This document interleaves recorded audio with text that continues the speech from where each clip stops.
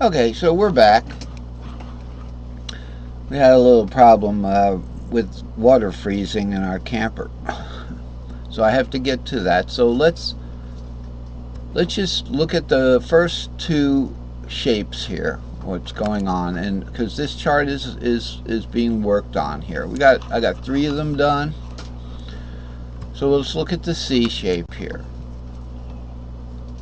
And notice that this is the normal C cage here, right? We've got the bar right there, which is actually the fret nut on your guitar. The C fret nut is right here. So this is our normal C.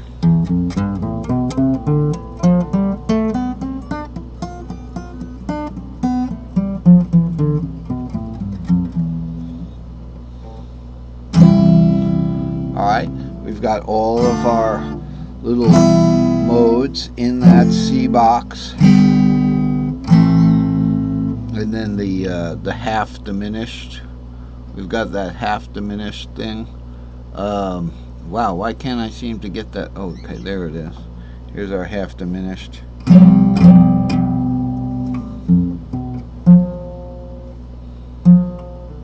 Then we skip the A string, and then we have the B again. Alright, if we wanted to go out of the box, we could get the B in the next cage up for the half diminished, and then back to C. But as you can see now, let's just look at this, because we have to finish this up. There's two cases here that will pretty much cover all bases. The new string shape S3 would be D if we were going to only play the top four strings. So just pretend like Mr. Capo is only on the top four. In the C box, we're not going to play the bottom two strings at all.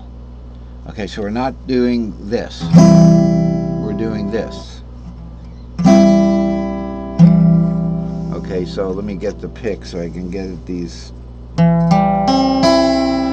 like that, okay? So theoretically, if we do that, now we happen to be on the C cage, so the fret nut's going to be holding the notes down. That gives us two fingers to work with here. What are the notes that we could play and do pull-offs, etc.? You know, we can. I'm not that good at this, but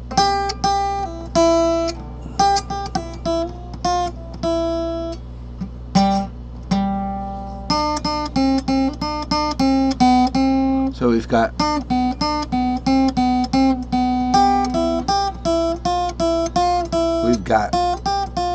we've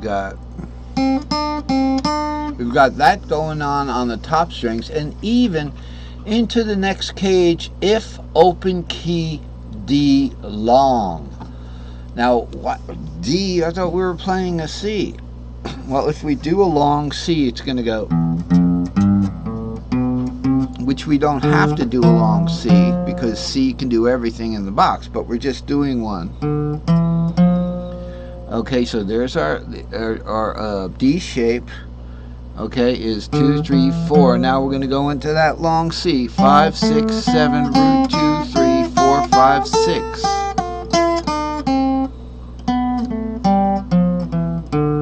Okay, so that's our long C. It's going to take us into the A box. The long pattern always takes us into the A box. Okay, into the next cage as we're going up. So we're not going to play this. We're only playing up here. And because we're doing that, we have a free, like pinky, or you know what I'm saying. If you do it at the open strings or with a capo, you've got two free fingers there. Okay, if you know, so that's even better. So we got two free fingers to do wonderful things with, which sounds terrible, but let's talk about it on the chart here. So we've got all these notes at our disposal if open key D long. Remember I played that?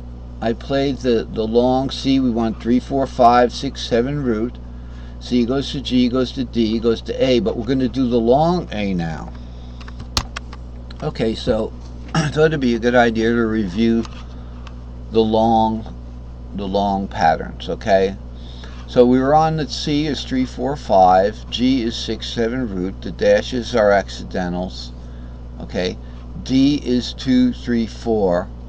Okay, and then the long A is 5 6 7. So when we take the C, which is always 3 4 5, and we go into the long pattern, we play the long pattern, we're not going to get to the long part of the long patterns until we get to 5 6 7. So we go around here, C 3 4 5, G 6 7 root, D 2 3 4. Now A, we're going to go into the long pattern, 5 6 7, root 2 3, 4 5 6. See A right here. So A goes to A, short A goes to short A, just an octave up, and then we continue on to E 7 root 2. So from A we go to 5 6 7. Okay, and then in this drawing here we did these guys. So we did 5 6 7, then we did root 2 3 down here, then we did 4 5 6 here. From 4 5 6, this A part of the 4 5 6, which is your C 4 5 6.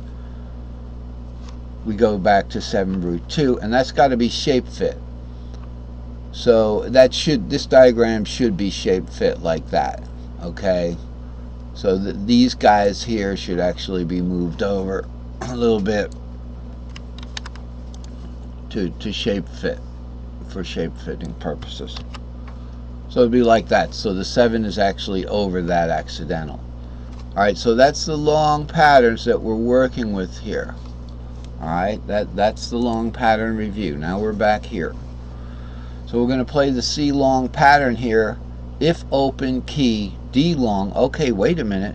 The C long pattern is the D long pattern if you start from the D string of that C pattern. So we're going to go 2 3 4, as with the circle we just looked at. Okay, goes into the A, 5 6 7. Now we have two choices here. We can cut out of the A pattern and go back to the original C pattern. So this will be the fourth of C, a string shape fourth of C is E, 7 root 2 back into 3 4 5. Or we could play on and go root 2 3 4 5 6. So that gives us all these notes. Remember, this is the fret nut. So we can get any of these notes when we're playing a chord, such as 3 6 root.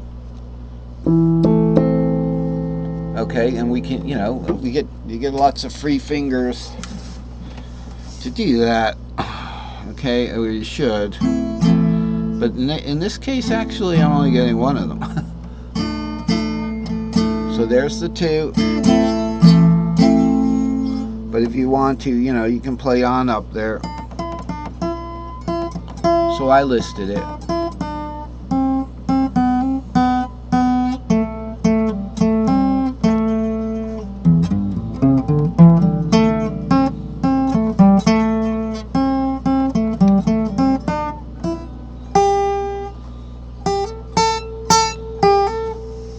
So we've got all the way up to the 6th. Now let's look at a slightly different case. So the new string shape on the S3 right here, that's the whole thing, is you don't play the whole chord. Okay, now A minor, you're not playing the whole chord anyway. I mean, A minor, you're only playing up here. But if you were playing a C here or a G, if we wanted to free up some fingers, so to speak, we'd just be playing this. We'd lift these two off. They can do all these wonderful things. Let's look and see, did we get to G? Yeah, we got to G, and we're going to talk about this one because it's a little more difficult, but here's G. The 3rd string is the C string. It is actually the A string here. Okay, here's the capo, or the fret nut. So our normal G, we're going to be doing this. Alright, so the root is G now, is the G note. And we are going to be able to lift these 2 fingers and do all these wonderful things with the long pattern, long G pattern. So there it is, 5 6 into the 5 6 7 root